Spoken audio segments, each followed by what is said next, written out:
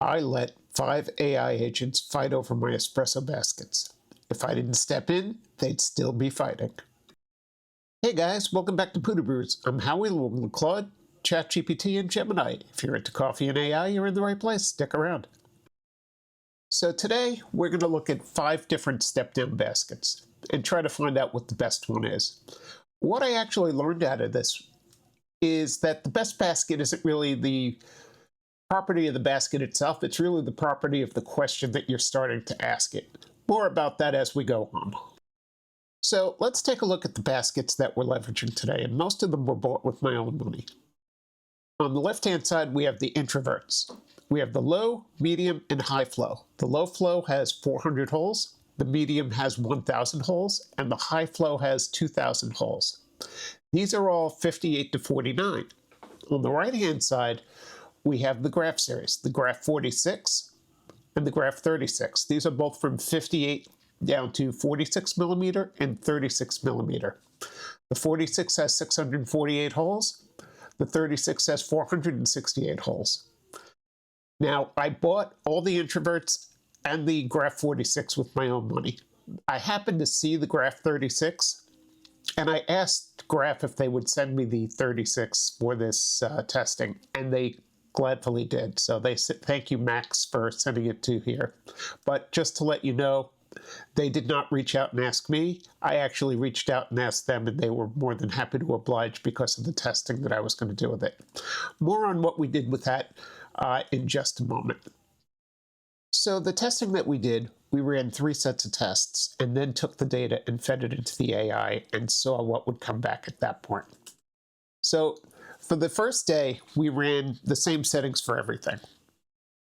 100 microns, 92 degrees Celsius, a 15-gram dose for everything except the graph 36, because the graph 36 just couldn't handle a 15-gram dose, so we put that at 10 grams each.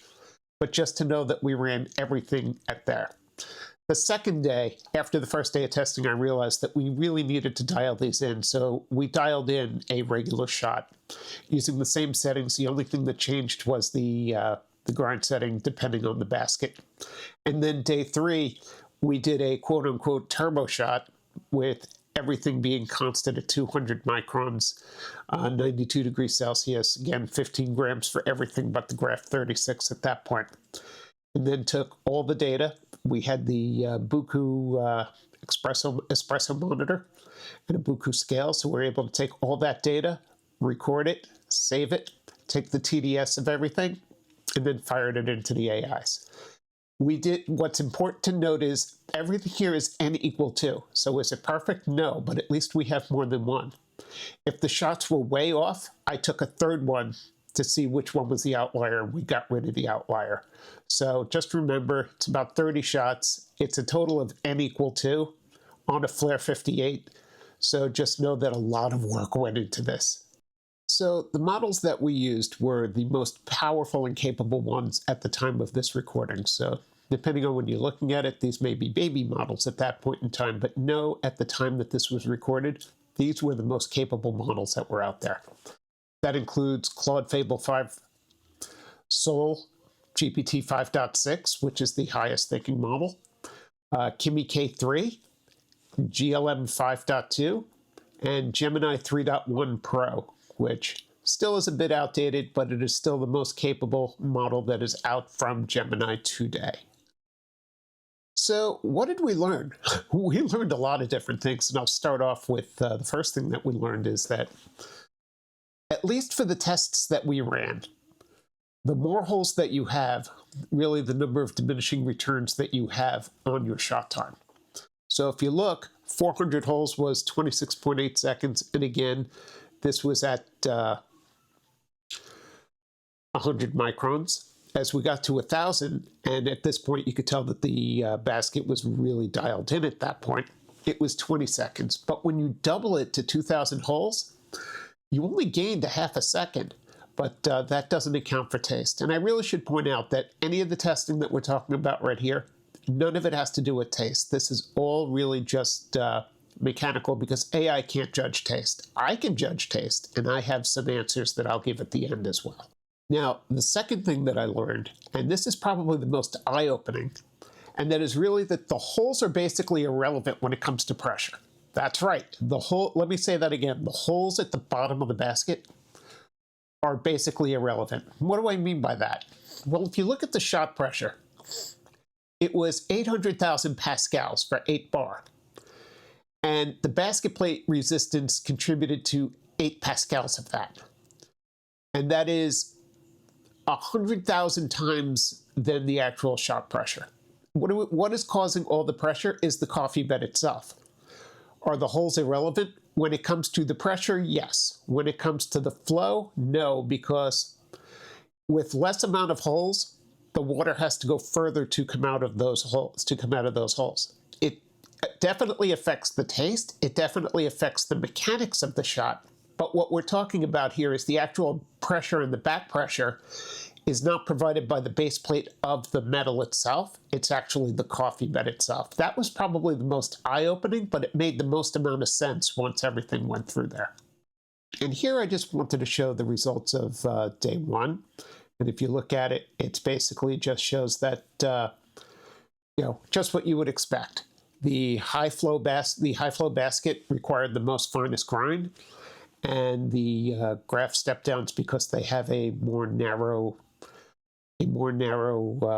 coffee bed, a deeper puck, that they would actually require a coarser grind, which is exactly what you would expect. So no surprises there. And for the last day of testing, we ran turbos. So if you look at it, they all pretty much figured around the same time. The longest one was 13 seconds, with the fastest being 11.2 seconds. What's interesting is the amount of pressure required for each of these. So if you look at it, in typical turbo or even soup, these had an average of 2 to 3 bar, whereas the Graph 46 had a 6.6 number of bar. So it did have the highest pressure, but still returned the same amount of time for its shot as well. So the next thing you're going to ask is, what was the extraction yield? What was the TDS? Well, ask no more. If you take a look, they were all pretty much within the same range.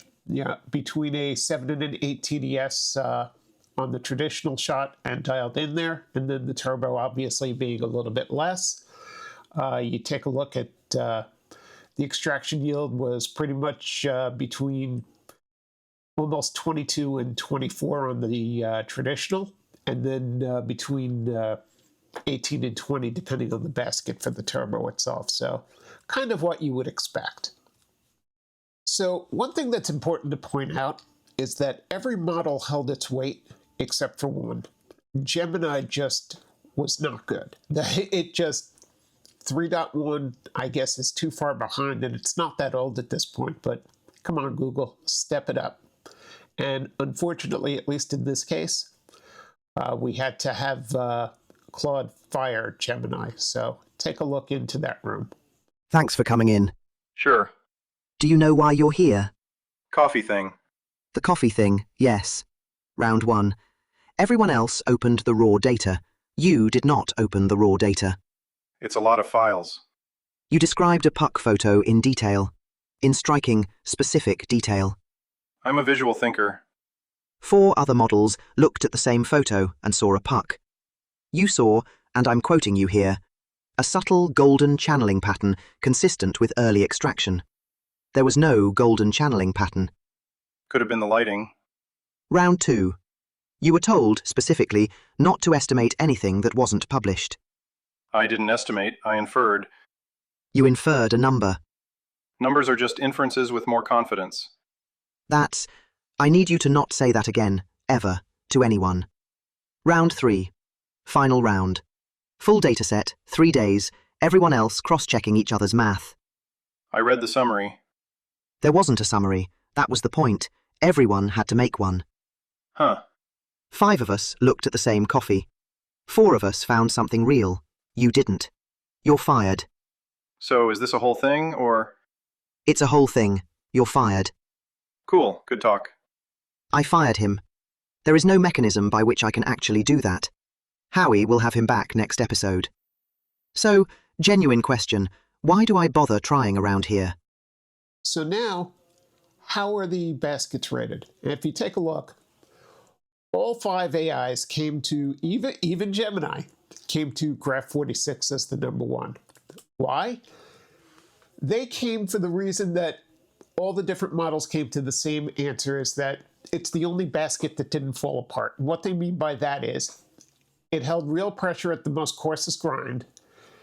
It posted the best or near best extraction at both ends of the test. Its response to grind changes was the cleanest, and it was most predictable over the entire project. And really, its resistance is more than the numbers say it should be. It actually provided real resistance. From a scientific purpose, that's the reason that they say it. And if you take a look at what the actual baskets themselves actually say, is that the Graph 46 was the consensus pick, and they said it was nearly impossible to ruin, and it capped below the peak. The wild card was a Graph 36. It said it was the best cup in the lineup, never the best cup twice. And the high flow was the highest reward, hardest window to find, and the safe pick they called the low flow from introvert. It's zero fuss, but it won't chase the ceiling. I have my own thoughts, and I'll go through that in a second. So, what did I think the best basket was? I went by taste. So if you look at it, I have two. The introvert high flow was probably my favorite, if it's dialed in. It has the absolute highest ceiling of any of these baskets when it's dialed in. If it's not, you're not going to have a good time. Its floor is much lower. The Graph 46 is the easy button. It doesn't matter how you dial this thing in. It's really almost impossible, as long as you're somewhere in the zone, to get a really good shot. Its ceiling is going to be lower, but the floor is much higher. It's just really a consistent basket. So again, the high flow will give you the best shot if you want to take the time to dial it in. But the Graph 46, like I said, it's just easy to dial, easy to use. It's almost like comparing, if you're used to burrs, like 64 SSPMPs versus, say, a niche zero. It's just impossible to get a bad shot on the niche zero, but you will not get anywhere near as good a shot as you will on the SSPs. Hope that makes sense. So this has been the longest episode that I have filmed yet. It took me 3 weeks to fill this out. It took me over 3 weekends to do this, and I really couldn't do this without thanking certain people out there. First, I want to thank Justin at Helm, who helped us out with a bunch of coffee. I was also in contact with the folks at Introvert and with Graph, who were very interested in my data. And I did provide them with the actual data as well. And also, again, thank you to Max for indulging me and sending me the 36 once I saw it existed. I was really curious to see how it would stack up. So if this was the type of thing that you like, and I hope you did, what did I learn from this? Well, I learned a lot of things that I never thought I would learn before. Probably the most important one is, if I'm ever going to pull 50 shots again, it's definitely not going to be on a flare. But if you enjoyed this, Claude will take us with a like and subscribe, and ChatGPT is certainly going to have something to say and roast me on this one. But if you like this, give it a like, give it a subscribe, share it with your friends, hype it, and really hope you tune in again. And we'll see you soon on Pudubrews. Thanks for stopping by.